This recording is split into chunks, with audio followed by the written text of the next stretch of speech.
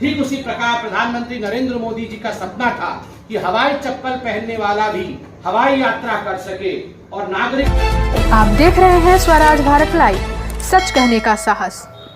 प्रधानमंत्री नरेंद्र मोदी जी का सपना था कि हवाई चप्पल पहनने वाला भी हवाई यात्रा कर सके और नागरिक उड्डयन को आगे बढ़ाने के लिए लगभग 2700 करोड़ रुपए बिहार के लिए आवंटित किया गया है केंद्र सरकार से। पटना का जो एयरपोर्ट हम देखते हैं, बाबू जगजीवन जयप्रकाश नारायण हवाई अड्डा, जयप्रकाश नारायण हवाई अड्डे को किस प्रकार और उसका डेवलपमेंट करना है, उसके लिए 2000 करोड़ रुपए और अंतर्राष्ट्रीय एयरपोर्ट उसको बनाने के लिए दिया गया है। दरभंगा में विमान सेवा को आगे बढ़ाने के लिए प्रधानमंत्री जी ने जो कदम उठाया है वो अपने आप में बिहार की जनता के लिए एक बहुत बड़ी सौगात है, एक तोहफा है।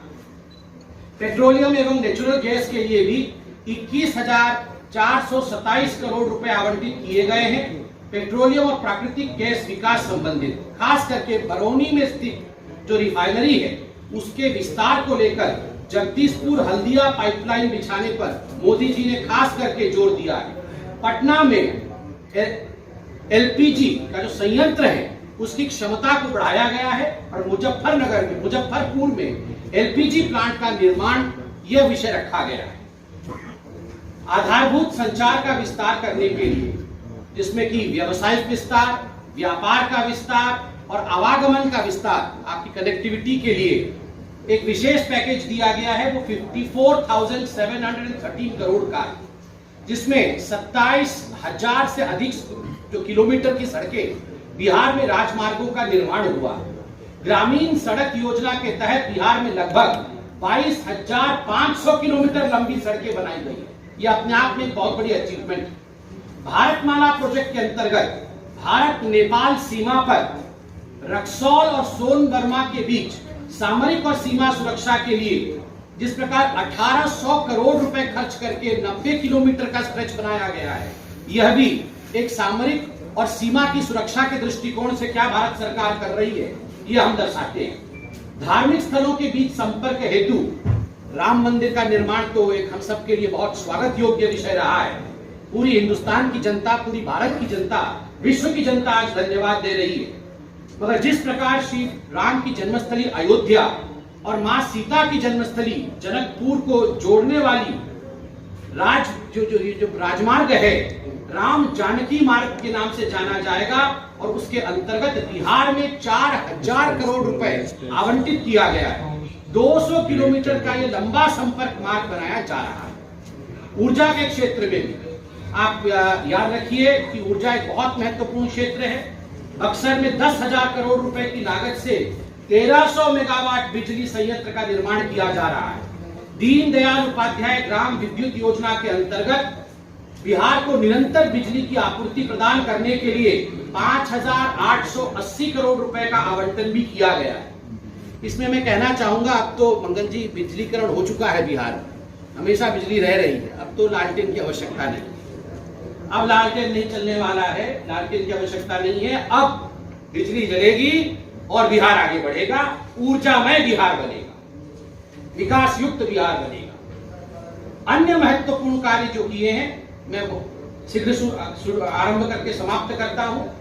मोदी सरकार ने उज्ज्वला योजना के अंतर्गत जिस प्रकार से पूरे देश में लगभग 5 करोड़ से अधिक सिलेंडर आवंटित किया, केवल बिहार में 7 सितंबर तक 86 लाख फैमिलीज को, 88 लाख परिवार को सिलेंडर दिया मोदी जी ने। प्रधानमंत्री मोदी जी ने 10 सितंबर 2020 तक 294 करोड़ रुपए की योजनाएं उन्होंने सौगात के रूप में बिहार में दिया है और आज भी उनकी अनाउंसमेंट है। प्रधानमंत्री जी ने दरभंगा में एम्स की अनाउंसमेंट करके ये दरभंगा की जनता और बिहार की जनता के लिए एक बहुत बड़ी सौगात है।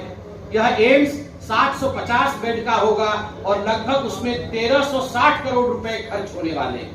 मोदी सरकार ने ठीक उसी प्रकार जिस प्रकार कोरोना बीमारी का भी पूरे विश्व में प्रकोप चल रहा है, स्वास्थ्य मंत्री भी बैठे हैं, बिहटा एवं मुजफ्फरपुर में डीआरडीओ द्वारा 500 बेड के अस्पताल का निर्माण कराया है। ये अपने आप में जो सजगता है मोदी सरकार की, इस सजगता को दर्शाता है।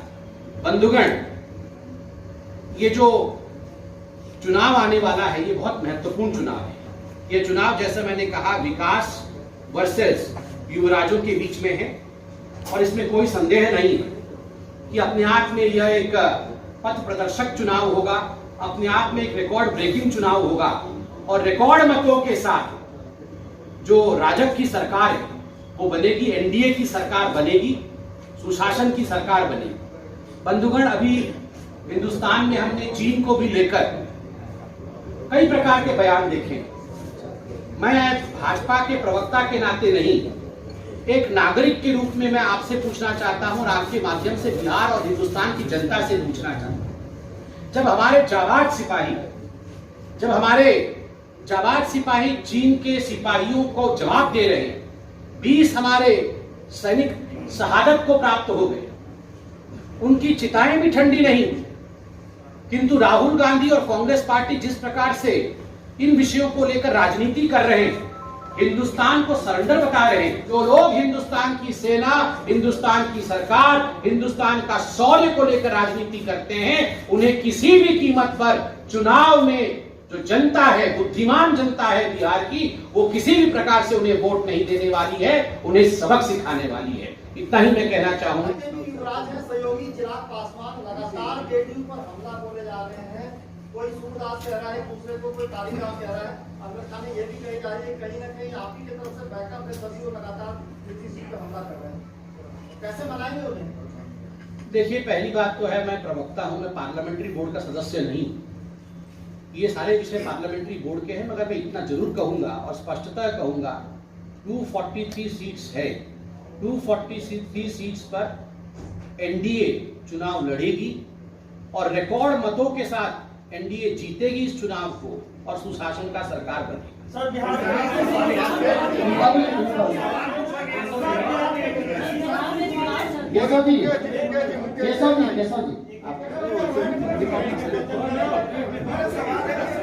सबके सवालों का जवाब देंगे, आराम से पूछेंगे।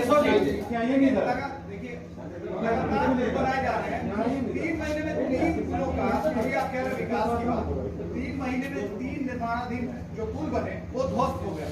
उद्घाटन से पहले ये पुल गिर जाते हैं। देखिए, इन विषयों को लेकर हमारे जो लोकल मंत्री हैं और मुख्यमंत्री जी ने भी इन विषय पर अपनी टिप्पणी रखी है। मुझे नहीं लगता है कि प्रवक्ता होने के नाते मुझे इस पर टिप्पणी करनी चाहिए। यहाँ लोकल मंत्रियों ने इस पर टिप्पणी की है और इसका संज्ञान लिया। जो सीएम सुशील कुमार मोदी का एक बयान सामने आया है पलायन को लेकर। उन्होंने ये कहा है कि पलायन के लिए लोगों को आनंद आता है। पलायन करने में 2 जून की रोटी कमाने कोई बाहर नहीं जाता। बिहार में पलायन की परंपरा है। ऐसे वक्त में जब पलायन का दर्द लोगों ने देखा है, कोरोना संकट में पलायन को लेकर बिहार की सरकार चौतरफा गिरी हुई है। पलायन को लेकर आपके सहयोगी ही सवाल उठा रहे हैं। इस बयान देखिए, पहली बात तो मैं आपको बिल्कुल स्पष्टता और सत्यता के साथ बताऊं कि मैंने सुशील जी के इस बयान को सुना नहीं है और जब तक मैं खुद न सुनूं मुझे कमेंट करना उचित नहीं है। महाराष्ट्र में उद्धव सरकार ने नोटिस भेजा है सवाल पूछने को लेकर। लगातार हम सुशांत सिंह मामले में मुद्दा उठा रहे हैं, उद्धव ठाकरे पर सवाल उठा रहे हैं, वहां की सरकार पर सवाल उठा रहे हैं, लेकिन लगातार इस तरीके से मीडिया को रोका जा रहा है। क्यों? क्या मीडिया के अधिकार जो है उन्हें सीमित कर देने की कोशिश है? बैठ के पूछे, उसे ऑब्स्ट्रक्ट हो रहा है, तो मैं उत्तर देता। देखिए, पहली बात तो है, जहां तक सुशांत सिंह राजपूत जी का केस है, मैं तो पहले बिहार की इस भूमि को नमन करता हूं कि ऐसा एक टैलेंटेड होनहार बालक उन्होंने मुंबई भेजा जिन्होंने बिहार के नाम को रोशन किया। और आप बताइए, ये क्या स्टेट वर्सेस स्टेट का मामला है? ये कोई महाराष्ट्र वर्सेस बिहार का मामला नहीं, ये सत्य वर्सेस असत्य है। और आप बताइए, हिंदुस्तान में कोई भी ऐसा नागरिक होगा क्या जो नहीं चाहता है कि सत्य क्या है वो प्रतिपादित हो? हम में से प्रत्येक व्यक्ति चाहता है कि सुशांत के साथ क्या हुआ वो सामने आए। आप याद करिए, जब यही बिहार की, आज मैं बिहार के पावन भूमि में बैठा, जब यही बिहार की पुलिस जांच करने के लिए महाराष्ट्र पहुंची तो क्या सलूक किया गया उस बिहार की पुलिस के साथ? महाराष्ट्र की पुलिस ने महाराष्ट्र की सरकार के कहने पर उन्हें क्वारंटाइन कर दिया ताकि वो सच सामने नहीं ला सके। ये लड़ाई महाराष्ट्र की जनता और बिहार की जनता के बीच की नहीं है, ये प्रशासन के बीच में, कि वहां की प्रशासन किस प्रकार से असत्य को आगे बढ़ा रही है और सत्य को छिपा रही है। और पूरा विषय सुप्रीम कोर्ट में गया। सुप्रीम कोर्ट ने क्या कहा? सुप्रीम कोर्ट ने कहा जिस प्रकार का व्यवहार बिहार की पुलिस के साथ महाराष्ट्र की पुलिस ने किया, ये न्यायोचित नहीं है, ये नहीं करना था, सीबीआई के हाथ में सौंप दिया। और आज मैं सवाल पूछता हूं, आप पत्रकारों को 60 पेज की नोटिस भेजते हैं। मैं महाराष्ट्र सरकार से पूछ रहा हूं, मैं उद्धव ठाकरे जी से पूछ रहा हूं, उद्धव जी आप 60 पेज का नोटिस भेजते हैं पत्रकारों को, मगर 1 पेज का नोटिस नहीं भेजते हैं मुंबई पुलिस को कि बताइए आपने अभी तक इन्वेस्टिगेशन क्यों नहीं लॉन्च किया सुशांत सिंह राजपूत केस में। आपको पता है इन्वेस्टिगेशन ही नहीं लॉन्च हुआ 70 दिन तक, तभी जाके सुप्रीम कोर्ट ने इस पूरे मामले को सीबीआई को सौंपा। 1 पेज की चिट्ठी उद्धव जी की सरकार ने शिव सैनिकों को नहीं भेजा कि अरे वो नौसेना के एक अधिकारी को, एक वेटरन को घर से निकालकर उसके आंख लाल कर देते हो, उसकी पिटाई करते हो। क्यों पिटाई किया भैया? ऐसा नहीं करना है। 1 पेज का नोटिस भेजा?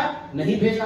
किसी महिला को गाली देते हो, अभिनेत्री को, 1 पेज का नोटिस भेजा संजय राउत को कि गाली नहीं देना है? ये सब कुछ नहीं किया। मगर सुशांत सिंह राजपूत की सच्चाई सामने ना आ जाए, इसके लिए सारा गाली गलौज और जो लोग सच्चाई लाना चाहते हैं उनको नोटिस भेजा जा रहा है। हम तो ये सवाल पूछ रहे हैं आज पटना से, ऐसा क्या छुपा रखा है भैया जो आप नहीं चाहते हैं कि सच्चाई सामने? ऐसा क्या हुआ है कि आप चाहते नहीं सच्चाई सामने आए? बिहार का बेटा है सुशांत और उसको न्याय मिले। ये राजनीति का विषय नहीं है, ये किसी 2 राज्यों का विषय नहीं है, ये ह्यूमैनिटी का विषय। बहुत ऐसे अन्य कई खबरों के लिए बने रहे हमारे साथ। अगर आपको वीडियो पसंद आया हो तो लाइक करें, सब्सक्राइब करें, अपने कमेंट्स दें और हाँ, बेल आइकन क्लिक करना ना भूलें। धन्यवाद।